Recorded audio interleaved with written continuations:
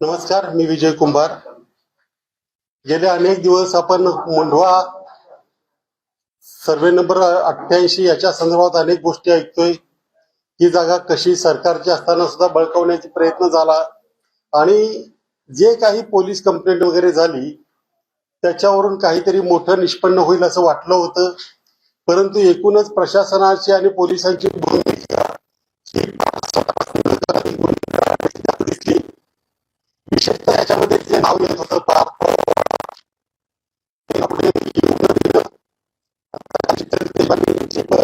Police custody संपली आणि त्यांना न्यायालय असं सांगून त्याच्यामुळे संशय असा निर्माण झाला की हे प्रकरण किती करोडचं असलं तरी राजकीय नेत्यांचा याच्याशी संबंध असल्यामुळे राजकीय नेत्यांच्या मुलाबाळांचा याच्यामध्ये संबंध असल्यामुळे असं पुढे जाऊ द्यायचं नाही असं प्रशासनानं ठरवलेलं होतं.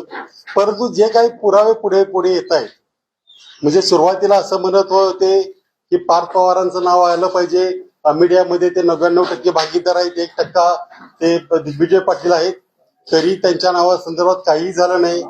पोलीस तपास करत नाहीत असं, पोलिसांना ती तपासात सहकार्य करत नाही असं एक म्हटलं गेलं. परंतु मी आता जो प्रेस नोट दिली त्या प्रेस नोटला परिस्थितीजन्य पुरावा म्हणतात. अमेडिया कंपनी ही 2020 मध्ये 28/12/2020 ला स्थापन झाली. त्याच्या आधी गेले 15 वर्ष शीतल तेजवानी आणि त्यांचे सहकारी ही जमीन बळकावण्याचा आणि ती विकण्याचा प्रयत्न करत होते, परंतु त्याच्यामध्ये काही यश आलं नाही. शेवटी 10 नोव्हेंबर 2020 रोजी शीतल तेजवानीने पत्र दिलं. आणि एक लक्षात घ्या, या ज्या गोष्टी घडतात ते 1-2 दिवसात घडत नसतात, ते वर्षानुवर्षे चालतात. की याच्यासाठी आमचे पैसे घ्यावेत आणि 7/12 सदरी नोंदवावी. 11/6 म्हणजे मध्ये काही घडलं नाही, तिच्या पत्रांना तोपर्यंत फारसं महत्व मिळत नव्हतं. 11/6/2021 ला तेजवानीला खुलासा मागण्यात आला. खरं तर याची गरज नव्हती, परंतु त्याच्या आधी एक घटना घडली होती. 28/12/2020 ला अमेडिया कंपनीची स्थापना झाली आणि या प्रकाराला वेग येऊ लागला. त्यानंतर 4-6 महिने शांत झाल्यानंतर 1/6/2021 रोजी अमेडिया कंपनीच्या वतीने, मी इथं जरी वतीने म्हणत असलो तरी त्याचं नाव मी तुम्हाला थोड्या वेळात सांगतो, की कुळ कायदा शाखाकडे एक अर्ज केला आणि त्याच्यानं मजकूर असा होता की असा त्यांनी अर्ज केलाय, पैसे भरलेले आहेत, परंतु नाव त्यांचा अजून सदरी लागले नाही. त्याच्यामध्ये 2020च्या पत्राचा ऑफिशियल उल्लेख आहे, PTK/KV/1356/2020. या पत्रावर कारवाई करावी आणि त्यांचं नाव सदरी लावावं असा अर्ज करण्यात आला अमेडिया कंपनीच्या वतीने, परंतु त्याच्यात काही झालं नाही. नंतर 30 डिसेंबर 2024 ला शीतल तेजवानीने 11,000 रुपये भरले. आता त्याच्यात वाद आहे असा की त्यांनी खरंच पैसे भरले का वगैरे हे सगळं बोलताय, परंतु शीतल आतापर्यंत त्याचा पुरावा जो होता त्याला काही फारसा अर्थ नाही असं ते म्हणत होते. परंतु आता जो पुरावा पुढे आलाय त्याच्यामध्ये शीतल तेजवानीने जे पैसे भरले त्याच्यावर तिने पैसे भरल्या संदर्भामध्ये एक्नॉलेजमेंट मागितलेली आणि त्या एक्नॉलेजमेंटवर रेव्हेन्यू ब्रँचची सही सुद्धा आहे, शिक्का सुद्धा आहे. म्हणजे ते पैसे भरले होते असं त्यांचं म्हणणं आहे. त्यानंतर आता पैसे भरले नाहीत असं दाखवून त्यांचं पुढे सगळं सारवासारव करण्याचा प्रयत्न चाललाय. आणि याच्यातला सगळ्यात मोठी गोष्ट अशी की प्रत्येक वेळेला म्हणत होते की पार्थ पवारांचा याच्यामध्ये संबंध नाही, ते काहीतरी त्या यानेच केलेलं आहे वगैरे वगैरे. तर आता मी जे डॉक्युमेंट दाखवतोय तुम्हाला, हे अगदी अलीकडचं डॉक्युमेंट आहे. साधारणपणे 4 आणि 5 नोव्हेंबरला हा प्रकार उघडण्यात आला आणि 6 नोव्हेंबर 2025 ला एक पत्र देण्यात आलंय. त्याच्यामध्ये असं म्हटलंय की अशा आम्ही प्रॉपर्टी नावावर घेतलेले, कायदेशीर पैसे भरले वगैरे सगळं झालंय आणि तरीही अजून पेपरमध्ये ज्या बातम्या येत आहेत त्यामुळे आम्ही व्यथित झालोय आणि आम्हाला त्या संदर्भात तुमच्याकडे काहीतरी सांगायचं असतं. जिल्हाधिकाऱ्यांना पत्र दिलेलं आहे आणि या पत्रावर जे नाव आहे ते सही जी आहे ती पार्थ पवार यांची, पहिल्या याच्यावर जे नाव आहे ते पार्थ पवारांचं आहे. ही 6/11ची सही आहे आणि पार्थ पवारांची सही आहे. त्याचप्रमाणे जे मी मगाशी म्हटलं, हा व्यवहार आज चालू झाले ना, हा व्यवहार चालू झाला साधारणपणे 2020ला. त्याचा आणखी एक पुरावा देतो मी. पार्थ पवार पुणे 1/6/2021, जे मगाशी पत्राचा मी उल्लेख केला, अप्पर जिल्हाधिकारी कुळ कायदा शाखा यांना तेजवानीने केलेल्या अर्जावर कार्यवाही करावी अशा अर्थाचं पत्र आपला कृपाभिलाषी पार्थ पवार यांनी दिलेलं आहे. म्हणजे जे आतापर्यंत म्हटलं जातं की मुळापर्यंत पोहोचायचं कसं, तर मूळ इथे ही कागदपत्र प्रशासनाकडे, हीच कागदपत्र पोलिसांनाही मिळायला हवी होती, परंतु आता जणू काही त्यांचा संबंध नाही असं सांगून या सगळ्या प्रकारावर जो पांघरून टाकायचा प्रयत्न झालाय त्याच्यात हा खुलासा आहे. त्यामुळे प्रशासनाने आता तरी, कारण हा विषय याच्या जागेपुरता नाहीये. याच्यात मी पहिल्यापासून म्हणत होतो की याच्यामध्ये काही होणार नाही, कारण जर सगळ्यांना अटक झाली, सगळंच जर व्यवस्थितपणे बाहेर आलं तर याच्यात बऱ्याच गोष्टींमध्ये त्यांना पाठपुरावा करावा लागेल आणि ही एक घटना नाही, अशा अनेक घटना त्याच्यामध्ये आलेल्या आहेत. त्याच्यामुळे या प्रकरणावर पांघरून टाकायचा प्रयत्न झालाय. आता नावासह सगळं पत्रव्यवहार आपण दिलेला आहे.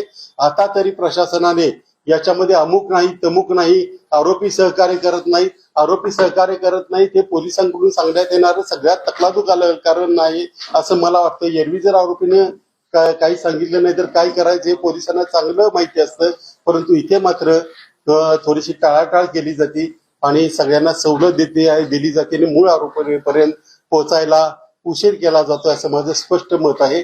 म्हणून ही कागदपत्र आज मी तुम्हाला देतोय. आणि आता प्रश्न विचारा जर काही कुणाचे असतील. पत्रामध्ये जो कधीच पत्र होतं 1/6चं ना,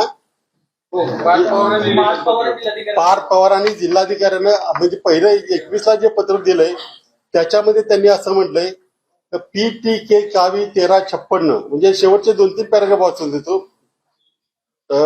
10/11/2020 रोजी माननीय जिल्हाधिकारी पुणे यांच्याकडे वतनदार कुलमुखत्यार म्हणजे शीतल तेजवानी यांनी मंत्री महसूल महाराष्ट्र यांच्या आदेशान्वये मुंडवा येथील सर्वे नंबर 88 या आमच्या मिळकतीचा योग्य तो कब्जे हक्काचा सारा स्वीकारून सदर मिळकतीचा 7/12 मालकी सदरी नावाची नोंद व्हावी असा अर्ज केलेला आहे. सदर अर्ज जिल्हाधिकारी कार्यालयाने तहसीलदार हवेलीकडे 15/12/2020 रोजी वर्ग केला. सदर अर्जातील मिळकतीनुसार अनुशोधून जिल्हाधिकाऱ्याकडे सादर करावा असा जिल्हाधिकारी यांनी आदेश पारित केलेला आहे. आतापर्यंत सगळे जिल्हाधिकारी म्हणत होते की आम्हाला काही माहिती नाही, यापूर्वी हे प्रकरण वर कधी आलंच नाही, खालच्या खाली सगळं चाललंय, तर तसं नव्हतं. याचा हा पुरावा आहे. आणि याचा आणखी पुरावा हा कालची जी तुमची ही नोट होती, ज्याला रिमांड नोट होती, त्याच्यामध्ये त्यांनी केलेला आहे. तो खुलासा माझा नाही, हेच त्या रिमांड नोट मध्येही म्हटलेलं आहे. त्याच्यामुळे विजय कुंभार म्हणतो याच्यातला भाग नाही हे त्याच्यामध्ये. परंतु 15/12/20 पासून आज पावेतो सदर अर्जासंदर्भात काही कामकाज झालेले नसल्याने वतनदार कुलमुखत्यार यांच्यातर्फे प्रस्तुत अर्ज दाखल केलेला आहे. तरी आपणास विनंती की 10/11/21 म्हणजे PTK म्हटला तो रोजी दाखल प्रकरणाची तात्काळ सुनावणी करून 10/11/20 मधील अर्जात नमूद केल्याप्रमाणे वतनदारांतर्फे कब्जे हक्काच्या साऱ्याची रक्कम भरून घेऊन मिळकतीच्या 7/12 रेकॉर्डला नोंद करण्यात यावी. हे पार्थ पवार यांनी 2021ला दिलेले पत्र. आणि हे जे आत्ता पत्र दिले 6/11ला, त्याच्यामध्ये असं म्हटलंय की असं सगळं कालपासून बातम्या येत आहेत. At the very outset we wish to place on record that the said property has been lawfully bona fide and validly acquired by us after scrupulously following every legal formality and due process prescribed under the applicable statutes. The registered sale deed has been duly executed and recorded in accordance with the law, and all land revenue dues and taxes pertaining to the said property have been fully paid in December 2024. However, to our utter shock and dismay, certain sections of the media as well as the few political personalities have recently begun circulating allegations imputing irregularities and suggesting fraudulent conduct in the relation of the said transaction. असं म्हणून त्यांनी भेटीची वेळ मागितली आणि ती त्यांना काही दिलेली असेल, आपल्याला माहिती नाही काय ते. तर अशा रीतीनं याच्यामध्ये सगळ्यांची ही कागदपत्र शासनाकडे आहेत. शासनाने आपल्याकडच्याच कागदपत्रांची व्यवस्थित चौकशी करून सर्व दोषींना आणि योग्य त्यांना न्यायापर्यंत पोहोचवावं आणि इथून पुढे अशा प्रकार घडणार नाही याच्यासाठी काहीतरी मुख्यमंत्री आणि सगळ्या प्रशासनाने एक काहीतरी आखावं त्याच्या संदर्भात धोरण, अशी आमची मागणी आहे. सगळ्यांना मी पाठवतो आता 1 मिनिटात.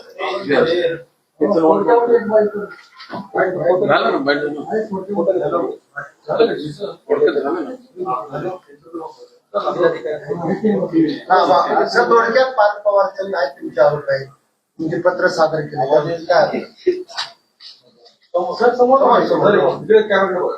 याच्यामध्ये पूर्वी ज्याप्रमाणे सांगितलं जात होतं की पार्थ पवारांचं नाव डायरेक्ट कुठेही येत नाही वगैरे वगैरे सांगून मूळ सगळ्या प्रकरणाला बगल दिली जात होती.